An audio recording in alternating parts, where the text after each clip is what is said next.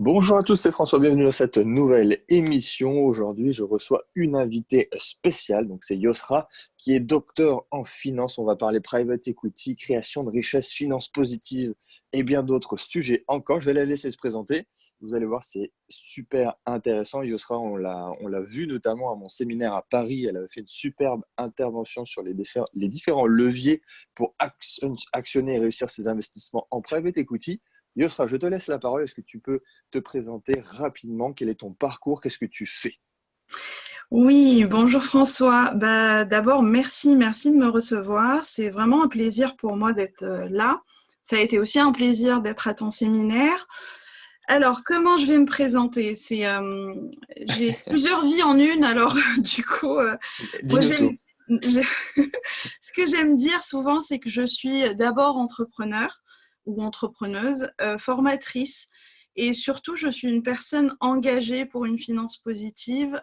C'est un sujet qui me tient particulièrement à cœur, d'être un peu dans une démarche responsable où nos actions sont utiles pour soi, pour l'autre, mais pour un bien-être aussi global. Dans mon quotidien, ce que je fais, c'est que j'aide les dirigeants d'entreprise à clarifier leur vision stratégique, à, Oui.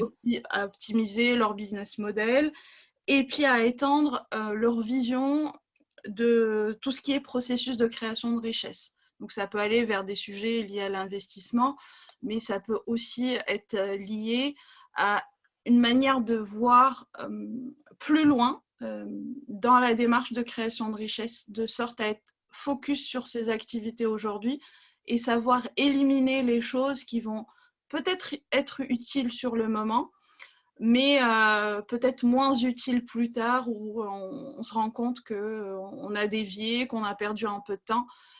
Et donc, j'aime bien travailler avec les dirigeants d'entreprise sur cette vision globale et sur les petites choses qui permettent de se dire, c'est ça mon chemin et je sais que cette opportunité, elle est super, mais elle va me dévier de ma vision, de mon focus, de ce que je vois, j'ai envie de voir accomplir dans les années et les décennies à Hmm. venir. Voilà. Ok, bah, c'est super intéressant. Est-ce que tu pourrais peut-être définir pour toi qu'est-ce que c'est la finance positive? Comment tu vois les choses par rapport parce que bon, ça regroupe tellement de sujets qu'au final, il Oui, faudrait essayer de le résumer très simplement. alors, ça résume beaucoup de sujets et aussi il y a tellement de terminologie, mais comme pour plein de choses. Alors moi, j'aime bien ce terme parce que quand on est dans une démarche positive, tout le monde comprend ça. Alors une finance positive, pour moi, c'est quoi? C'est revenir à l'essence de la finance et à l'essence de la création de richesse. Pourquoi la finance a été créée? Pourquoi les marchés financiers ont été créés? C'est d'abord pour financer l'économie, c'est d'abord pour construire des choses. Après, c'est vrai qu'il y a eu énormément de déviance, mais c'est les Hmm. humains qui font dévier les structures qui existent et puis les institutions. Donc du coup, il suffit de remettre l'humain au centre de tout, et ben en fait la démarche change complètement et on crée différemment de la richesse alignée avec soi-même, avec ce qu'on a envie d'accomplir. Alors, il n'y a pas de jugement par rapport aux actions des uns et des autres. Chacun pourra le faire à son niveau en fonction de son positionnement. Alors, j'ai donné un exemple tout simple parce qu'en ce moment, tout le monde parle d'immobilier. Il y a tellement de choses qui passent sur l'immobilier sur Internet. Ouais. Les gens, quand ils font de l'immobilier, ils cherchent de la rentabilité. Alors, il y a des gens qui critiquent, il y a des gens qui sont pour, etc. Mais après, on peut être dans une démarche, on se dit, d'accord, ok, moi je cherche de la rentabilité, je fais de l'investissement locatif, meublé, etc., parce que j'ai envie de générer du rendement. Mais après, je peux avoir une démarche à mon niveau individuel en se disant, quand je vais sélectionner, par exemple, mes locataires, je vais avoir aussi une vision de, certes, me ramener de la rentabilité pour moi, mais aussi trouver un bien-être pour l'autre. Donc, je peux sélectionner peut-être des fois une personne qui a un dossier moins bon, mais Hmm. sur un point de vue social, voilà, je sais que je contribue, j'aide, chacun à son niveau. Donc, ça peut être avec des petites actions de ce type, mais on peut petit à petit grandir et puis aider des causes, adhérer à des fondations, etc. On peut faire plein de choses. Mais chacun à son niveau, est capable de faire des petites choses pour rendre ses actions plus responsables et plus engagées.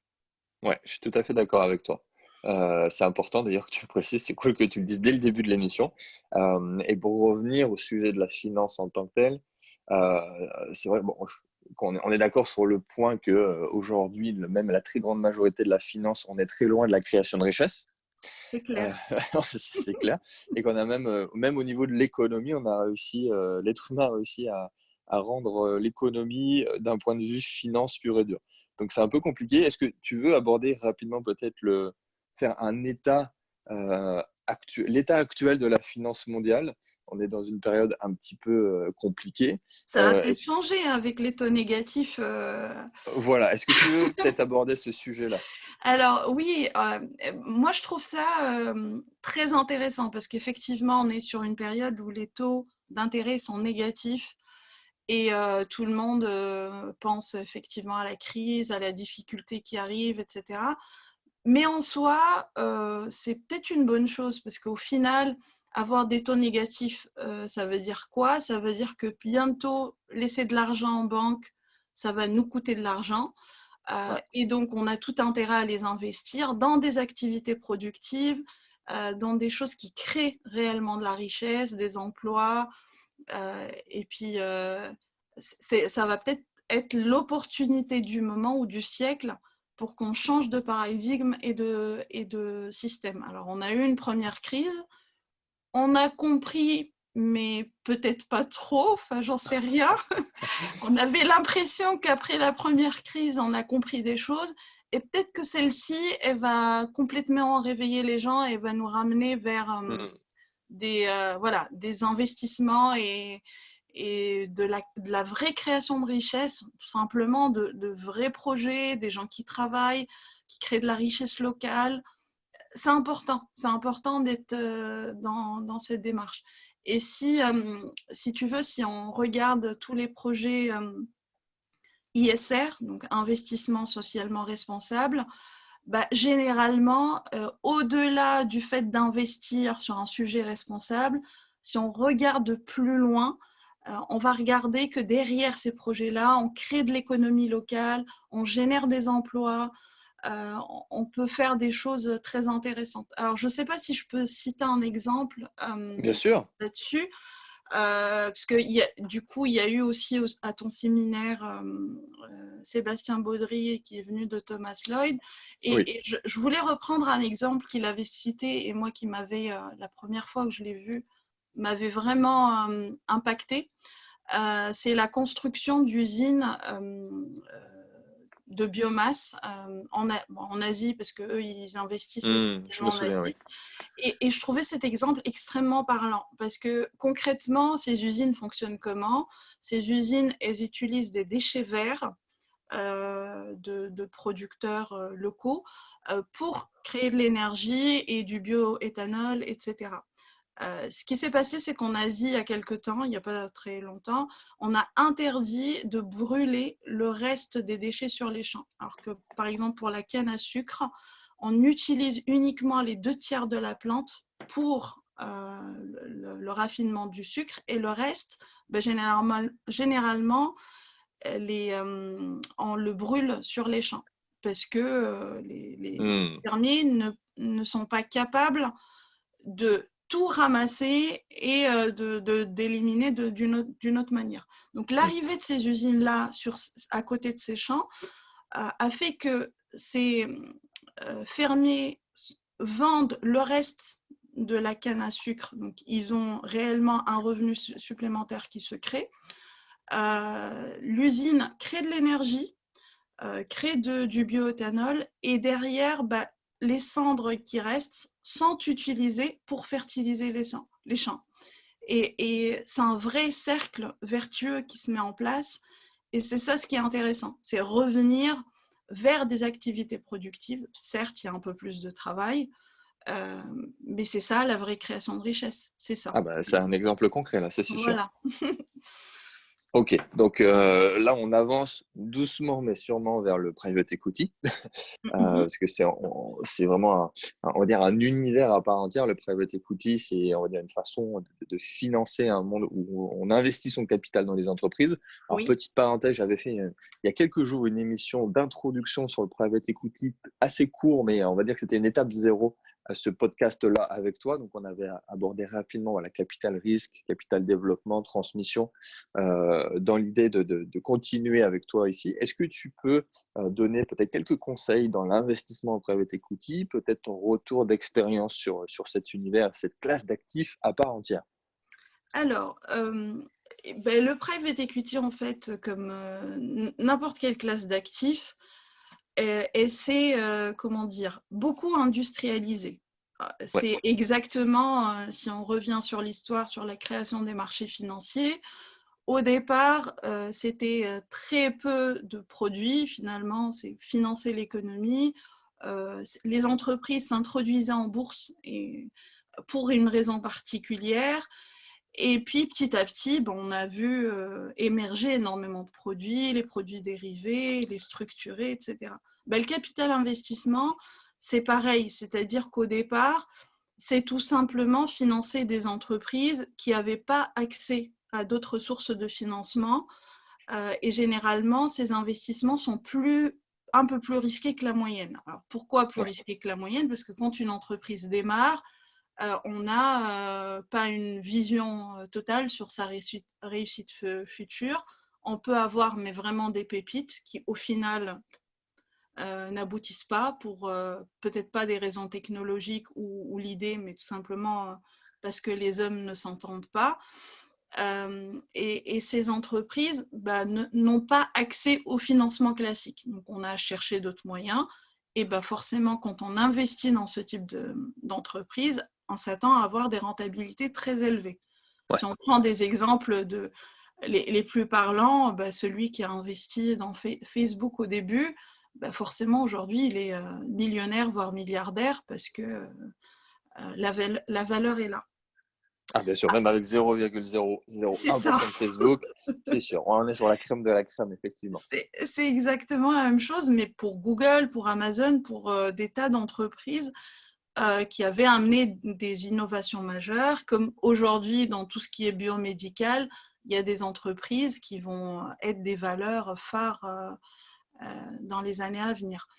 Ce qui se passe, c'est que effectivement, c'est une industrie qui s'est structurée.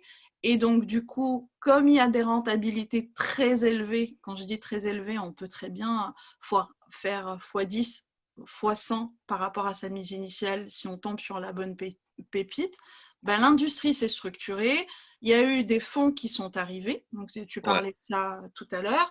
En fonction du stade de développement de l'entreprise, et ben, si par exemple sur un stade particulier, on pense avoir 100% de renta, ce qui va se passer, c'est que moi, je vais créer un fonds, je vais récupérer de l'argent auprès des particuliers, des investisseurs, de monsieur, madame, tout le monde, ou peu importe, des investisseurs un peu plus professionnels. Je vais leur donner une partie de la renta et je vais garder une partie de la renta. Donc, en fait, l'industrie s'est structurée. Et ces fonds-là, ben, ils ont des process de sélection un peu plus rigoureux pour effectivement gérer le risque par rapport à la situation. Moi, ce qui m'intéresse dans le private equity, c'est quand j'ai accès directement à l'entreprise, quand je peux regarder comment le chef d'entreprise parlait de son projet, quand le chef d'entreprise explique ce qu'il a envie de faire, ses rêves, sa vision. Pour moi, c'est très important. d'accord. Oui, c'est une question que je voulais te poser parce que là, on parle un petit peu de comment, on va peut-être revenir sur le comment on fait. Mhm. Mais pourquoi tu investis sur le private equity?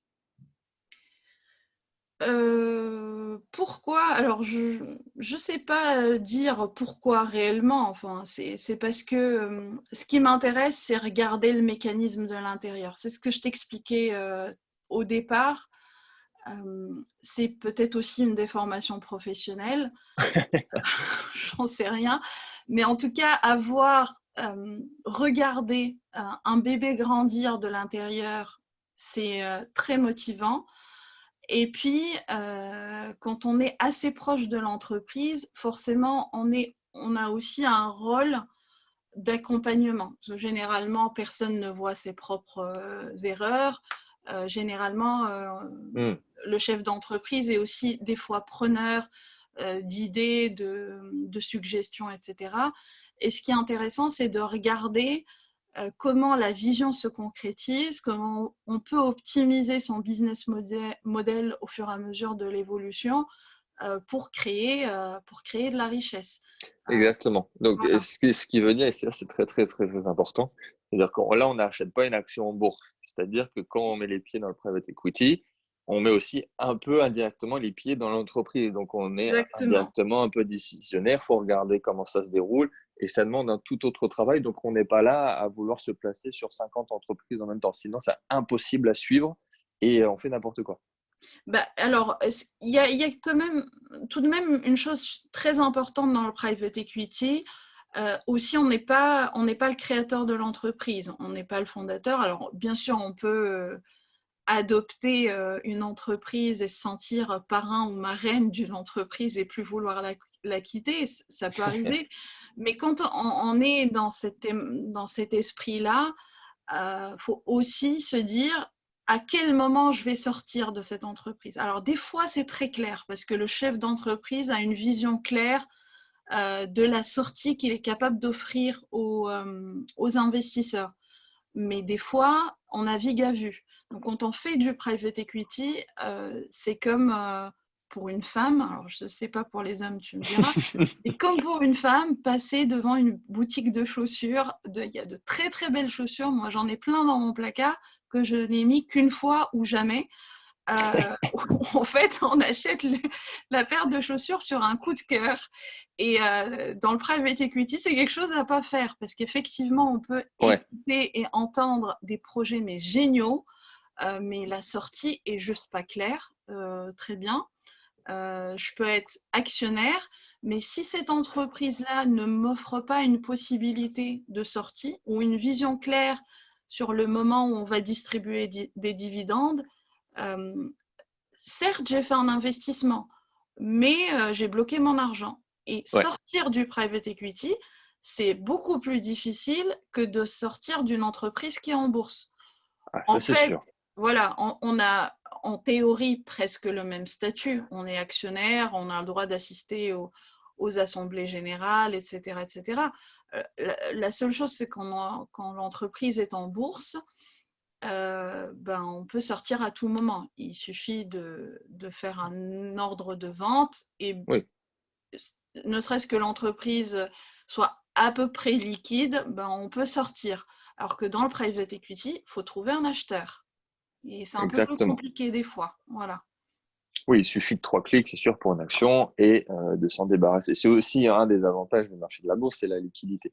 Là, C'est ça. on va pas chercher du tout le même objectif. Mais c'est sûr qu'en reprenant l'exemple que tu viens de donner sur les chaussures, euh, c'est ultra pertinent parce que ça arrive, je pense, à tout le monde. Et c'est mais aussi arrivé dans le monde, par exemple, des cryptos, où effectivement des projets super sexy, sur le papier de suite, on a envie d'investir dessus, mais il faut prendre du recul. Il faut vraiment analyser le truc comme si on faisait une analyse approfondie d'un business plan, d'un white paper, et à ce moment-là, on investit. Il ne faut pas se lancer comme ça parce qu'on a des affinités peut-être sur le projet, il y a un domaine qui nous parle plus qu'un autre, et on investit. Donc, c'est un peu la même chose.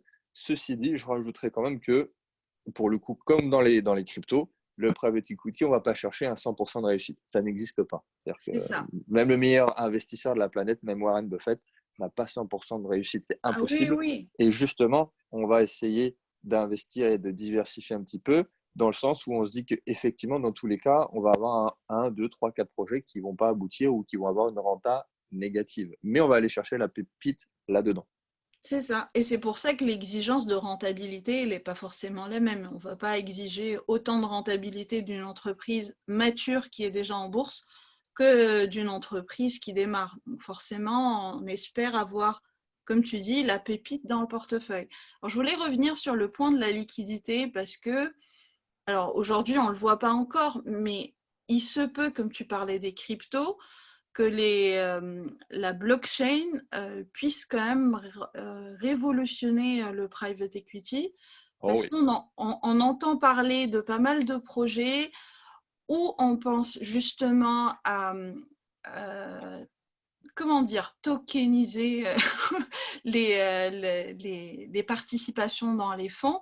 Et en fait, quelque part, l'objectif, c'est de créer de la liquidité parce que dans le private equity, quand on est un fonds, généralement, il y a autre chose. Hein. Il y a un autre élément qu'on n'a pas abordé, c'est que quand on est par exemple sur un fonds de développement, bah, pour passer d'un fonds à un autre, parce que l'entreprise est même plus au stade de développement, il faut liquider le fonds, passer sur un autre fonds. Donc, il y a des problématiques très difficiles à gérer de ce côté-là. Et les travaux qui sont en train d'être faits et puis les recherches qu'ils essayent de mettre en place en introduisant la technologie blockchain, c'est finalement rendre un peu liquide ce qui ne l'est pas, parce que c'est plus facile de vendre des tokens que des participations de ce type. Donc, je ne sais pas si ça va Ouais. aboutir, mais je pense que voilà, ça avance dans ce sens-là. Et c'est vrai que si on crée de la liquidité sur ce marché, un peu plus en tout cas, on peut peut-être amener davantage d'investisseurs. Maintenant, ça veut dire que concrètement, on va encore diviser le potentiel de rentabilité. Quelque part, chaque personne qui va intervenir sur la chaîne va prendre un bout de la rentabilité, mais ça peut être intéressant. Oui, à court terme, c'est sûr qu'on peut peut-être se dire qu'on va rajouter des intermédiaires, mais bon, on rajoute des avantages, comme tu l'as dit, la C'est ça. liquidité, le fait que aussi ça ouvre de nouvelles portes à des investisseurs plus petits, parce que bon, le private equity, ça est resté très très longtemps inaccessible à la plupart de C'est vrai. l'investisseur particulier. Donc ici, si on s'imagine un token qui est effectivement à quelques euros seulement, ben, on n'est pas obligé de financer comme on a toujours financé dans le private equity à coût de plusieurs milliers, dizaines de milliers d'euros. Oui. Ceci dit, avec le crowdfunding, ben, on a ouvert davantage vers le grand public Ouais, parce qu'il y a la possibilité aujourd'hui aussi de financer des entreprises via le crowdfunding et en étant actionnaire en face et donc en participant à, comment dire, aux décisions de l'entreprise et en étant actionnaire à part entière. Donc exactement. il y a aussi des possibilités sur le crowdfunding. Maintenant, c'est vrai que les plateformes, elles ne sont pas énormément développées et il n'y a pas forcément tout le temps beaucoup d'informations sur l'entreprise et on est au bon vouloir de la communication qui est faite, en fait. Oui. Ouais, et puis en termes de rentabilité, on est, on va dire, un entre-deux quand même, parce c'est rare d'atteindre des rentabilités supérieures à 10% dans le crowdfunding ou le Oui. crowdlending, ça c'est sûr. Ok, du coup vient peut-être la question maintenant de vraiment concrètement comment on fait pour se placer sur le private equity. Très succinctement, parce que ça aussi tu l'as déjà abordé pendant le séminaire, mais quelqu'un qui se dit là, ok, j'ai envie d'y aller, c'est intéressant, tu le présentes très bien, Yosra. Quelle est la première étape? Où je vais? Comment je fais? Où je clique? Qui je contacte?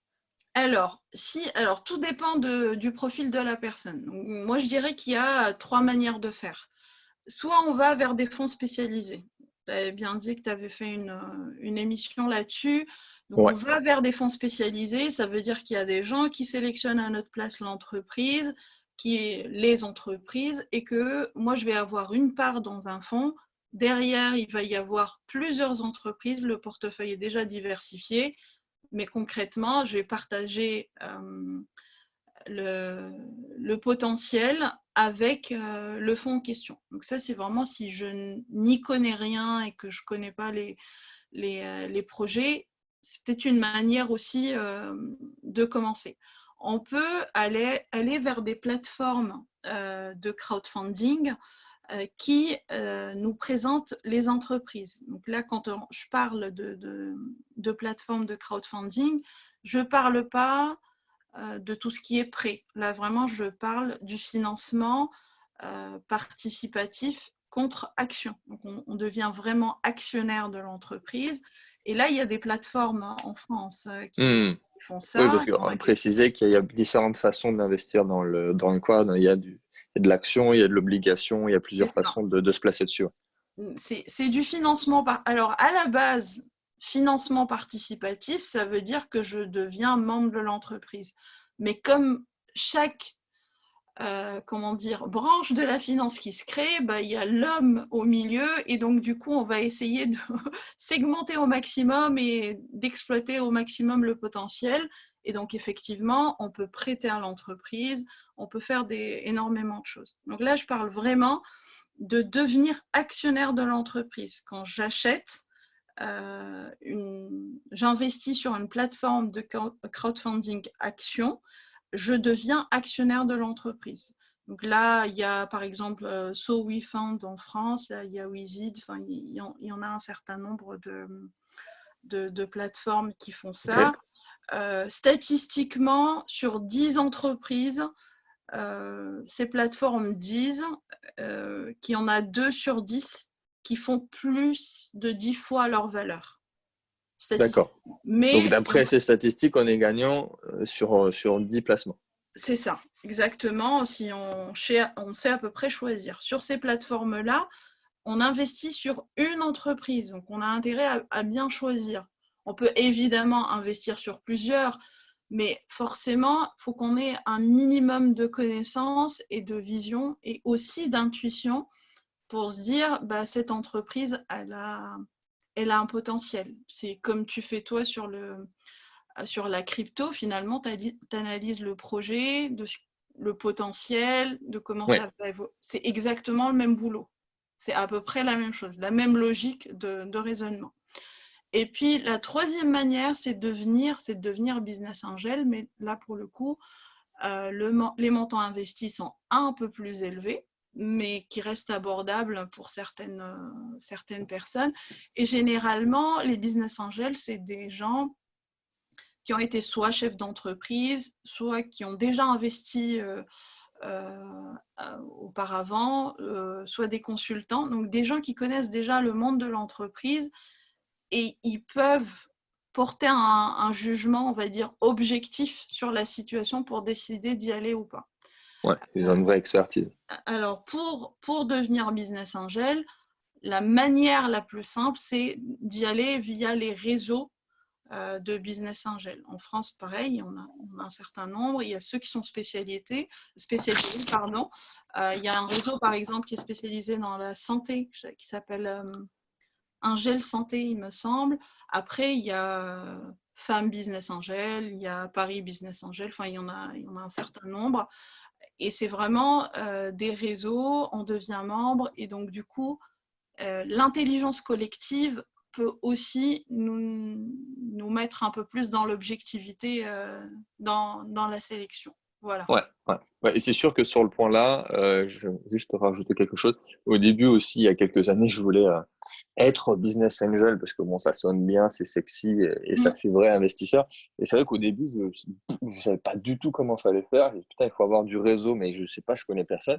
Et finalement, quand on essaye d'être proactif et d'aller se créer un réseau, bah finalement, aujourd'hui, il n'y a pas une semaine sans qu'on me propose une opportunité de tel réseau de business angel. Et au final, tout vient à moi parce que j'ai essayé d'intégrer plusieurs cercles, plusieurs réseaux comme ça.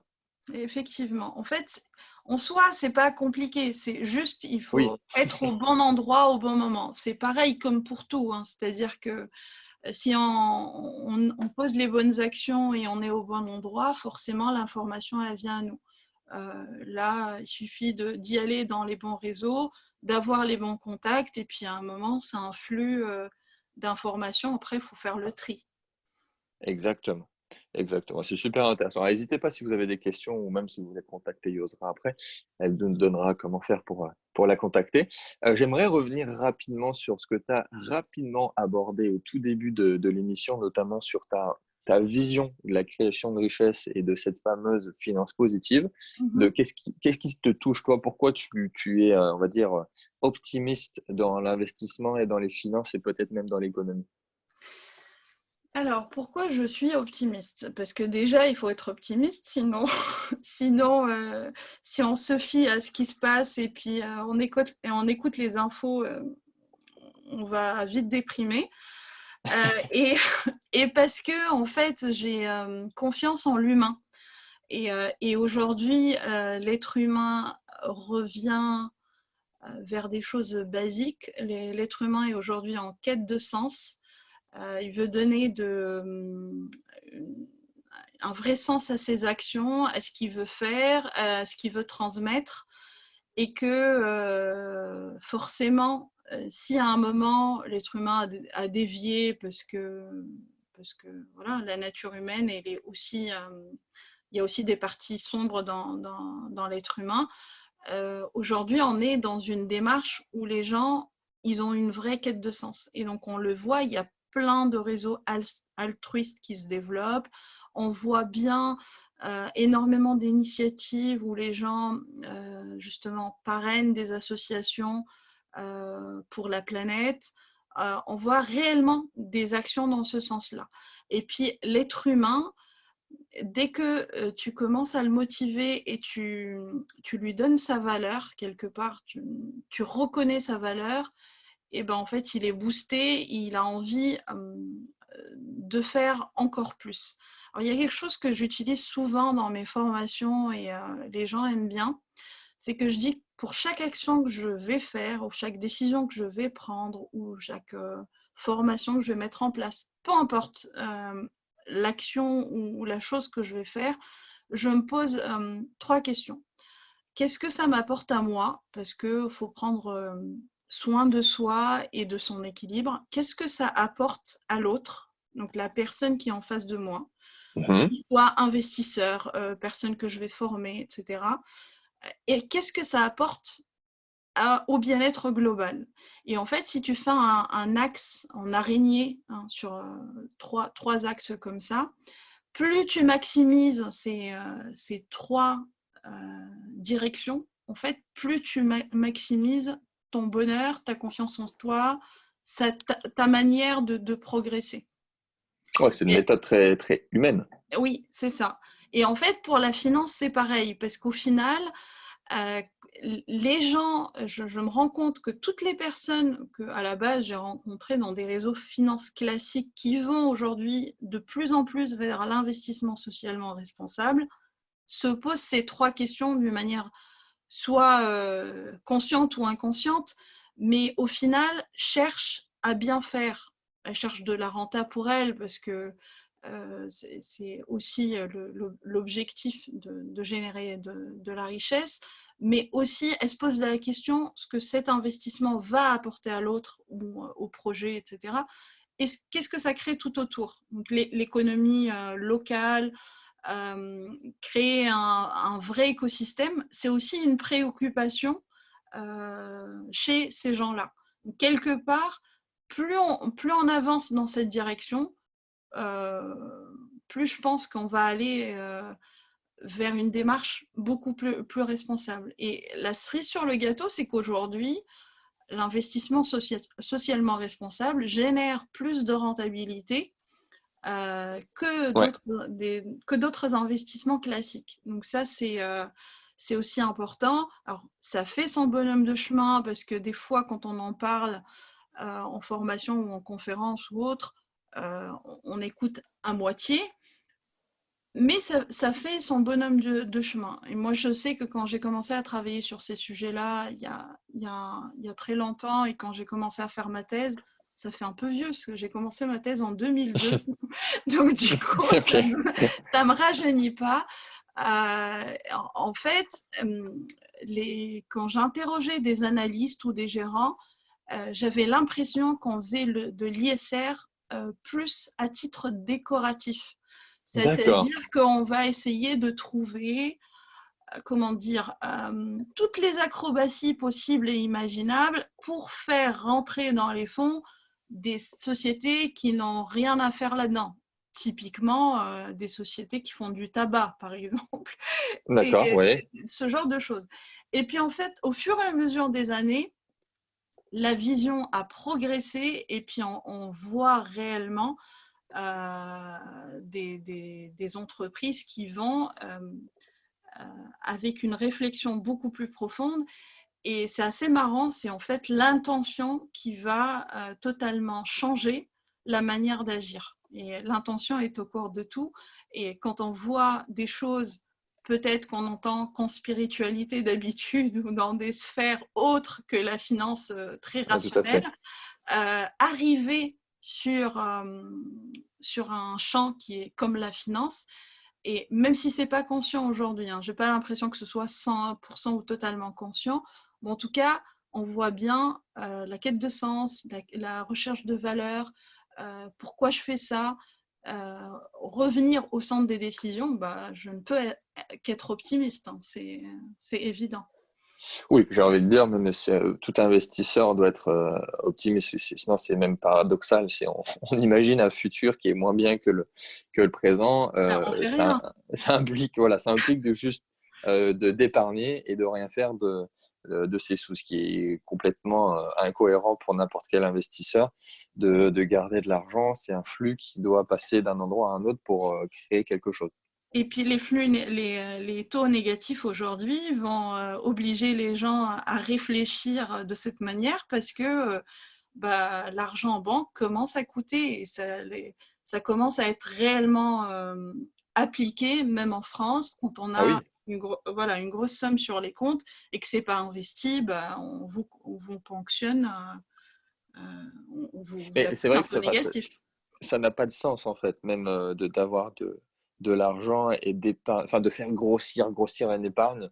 Peut-être que face à l'AIT pendant une certaine période, mais aujourd'hui ça n'a pas de sens. Et vraiment, mais je le vois, certaines personnes qui ne comprennent pas forcément le fonctionnement de l'argent et qui s'imaginent en fait qu'un millionnaire c'est quelqu'un qui a 1 million sur son compte en banque.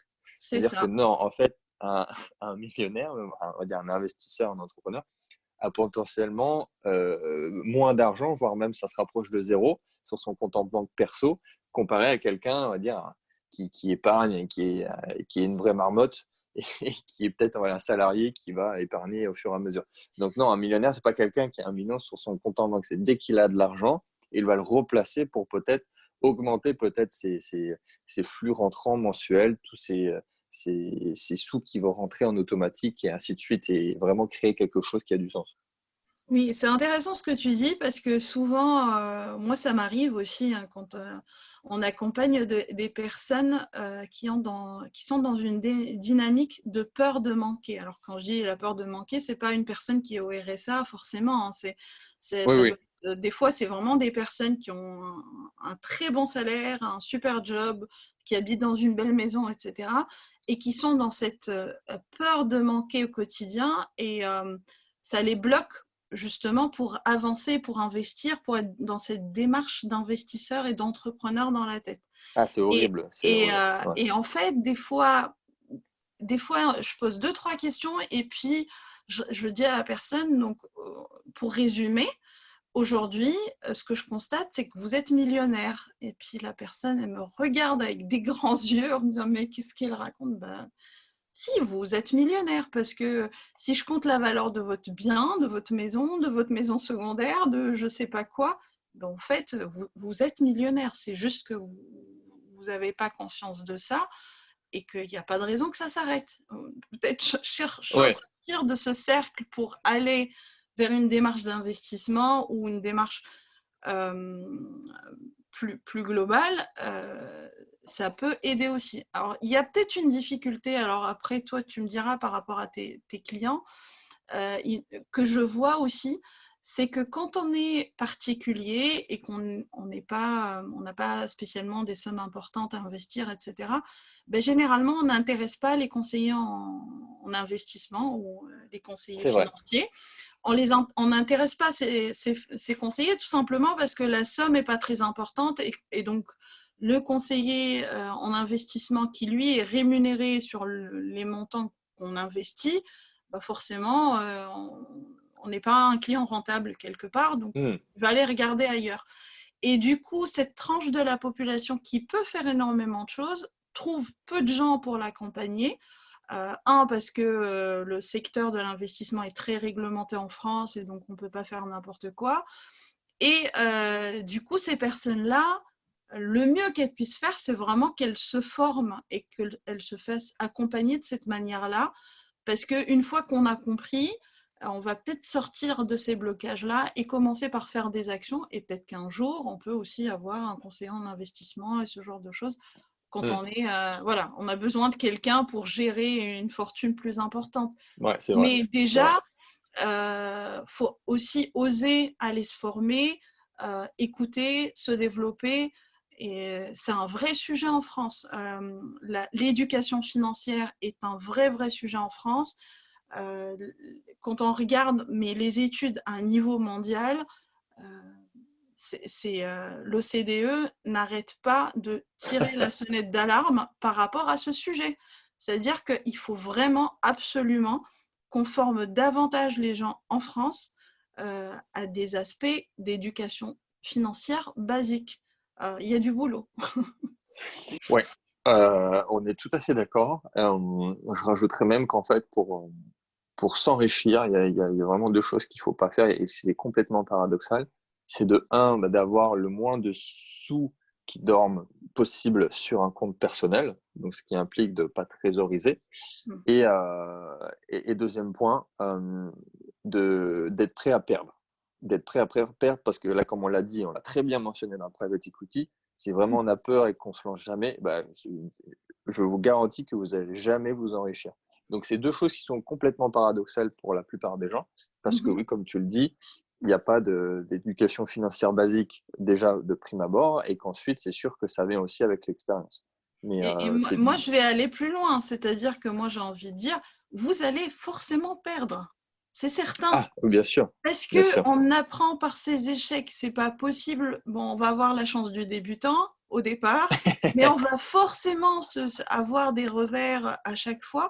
Et c'est comme ça qu'on apprend. Et c'est aussi des tests de l'univers, ou appelez ça comme vous voulez, mais c'est normal de se tromper. Alors, au départ, on se remet en question, on se dit, mais c'est pas possible, comment ça s'est fait. Enfin, même moi, des fois, ça m'a joué des tours et je me dis, comment est-ce possible on se remet en question, parce que moi, j'ai fait quand même pas mal d'études en finance. Je suis allée plus ou moins loin en termes d'études. J'ai vu énormément euh, de structures, etc. Et, mais moi aussi, je fais des erreurs parce que quelque part, il y a aussi le côté émotionnel qui arrive. On prend des fois des décisions, on se trompe tout simplement, on fait une erreur de jugement et ça fait partie de l'apprentissage. Aujourd'hui, j'ai appris aussi à faire confiance à mon intuition sur l'aspect financier. Donc des fois, c'est tout beau sur le papier et quand je le sens pas, alors que tout est beau et j'ai l'impression que tout est beau, vaut mieux pas y aller. Alors, Ouais, je saurais pas l'expliquer scientifiquement, mais quelque part, ça doit être quelque chose dans notre cerveau, ça c'est c'est sûr, ça. c'est le cerveau qui nous dit, comme j'ai dit, c'est contre-intuitif en fait, de prendre des risques pour au final vraiment s'enrichir et de ne pas trop épargner pour en fait vraiment s'enrichir. C'est C'est ça. contre-intuitif. Et même, enfin, j'ai eu des exemples complètement ahurissants. C'est-à-dire que j'ai eu des personnes en face de moi qui ont des centaines de milliers d'euros en épargne et qui avaient une difficulté extrême pour juste sortir quelques euros, même pour se former et, et à placer de l'argent.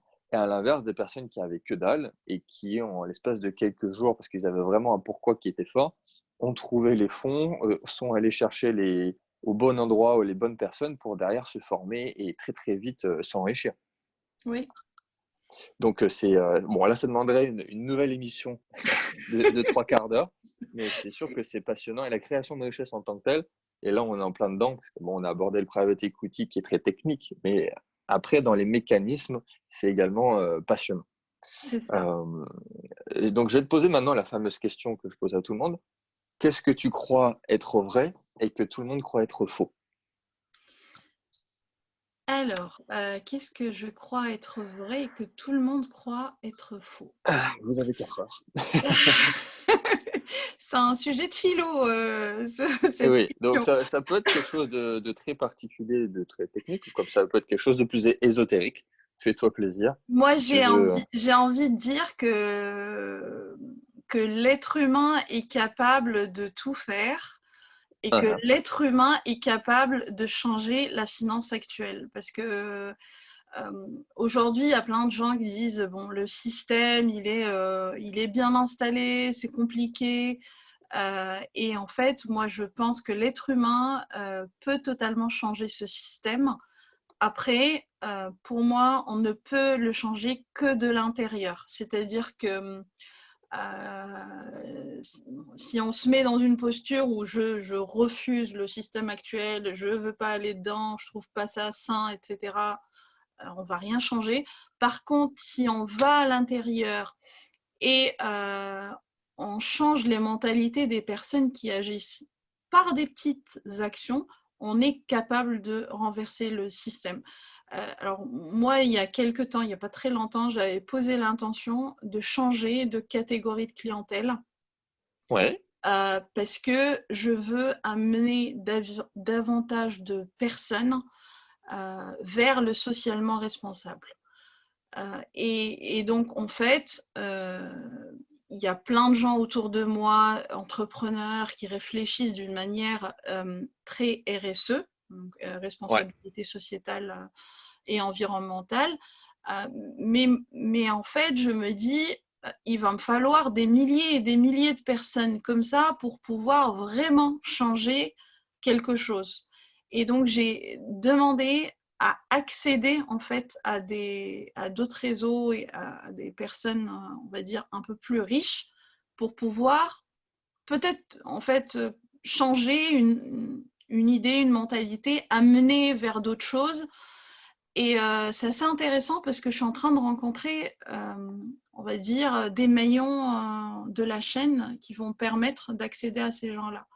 Et l'être humain est capable de changer ce système, de le rendre plus responsable, tout en créant de la valeur, tout en créant de la Mhm. richesse. Donc là, l'idée, c'est pas de dire bon, on va plus rien gagner, c'est parce que c'est responsable, on va perdre de l'argent. Non, pas du tout. C'est vraiment, on est capable de créer de la richesse autrement, mais en réfléchissant écosystème, en créant de l'économie locale, en développant les choses là où elles doivent se développer pour apporter un peu plus de bien-être à tout le monde, à soi, à l'autre et au bien-être global. Ben, c'est génial tout ça. C'est une très belle conclusion. Donc maintenant, si tu veux peut-être partager une dernière chose pour conclure et dis-nous aussi où on peut te retrouver, comment on fait pour te contacter, quelle est ton actualité? Alors, mon actualité. Enfin, après, l'actualité, c'est vrai que je suis sur plein de projets en ce moment. Et puis, Ça on en arrive. parlait tout à l'heure, j'ai du mal à boucler un projet. En fait, je rédige un livre avec deux collègues, donc mon ancien patron au CNAM, parce que j'ai travaillé un moment à la chaire de finance au Conservatoire national des arts et métiers. Et donc, c'était mon ancien patron au CNAM et puis un directeur financier à la BRED. Donc, on s'est mis à trois. On a trois profils très différents. Mais du coup, on rédige un livre sur le diagnostic financier, mais vraiment différemment, où Ouais, on introduit aussi tout l'aspect diagnostic humain, diagnostic immatériel, les choses qu'il faut aller regarder pour détecter le potentiel de création de valeur au sein de l'entreprise. Alors, c'est un bouquin de finance, donc forcément, il y a toute la partie diagnostic classique, etc., qui y est pour que ça soit complet. Mais voilà, on a une démarche nouvelle par rapport au diagnostic financier. Et on essaye de le clôturer dans les délais pour pouvoir le sortir prochainement. Donc ça, c'est vraiment le projet qui me prend du temps en ce moment. Et puis, je prépare aussi des formations autour de l'intelligence financière. J'ai 2-3 sujets là qu'on va bientôt tourner. Donc, je mettrai les liens certainement sur la page Facebook de ma page de ouais, Facebook qui s'appelle Agir pour une finance positive. ok. Je ne suis pas spécialement très présente sur les réseaux, mais ça va Bientôt arriver. peut-être. Oui, voilà, bientôt. Je vais m'y mettre. Ok. Bon, bah maintenant, on sait, si on fait un petit peu d'effort, on te retrouve facilement avec tout ça. Ok. Oui, oui, oui, je pense. Et puis après, je suis assez présente sur LinkedIn, sur Facebook, donc je suis pas non plus une aiguille dans une botte de foin.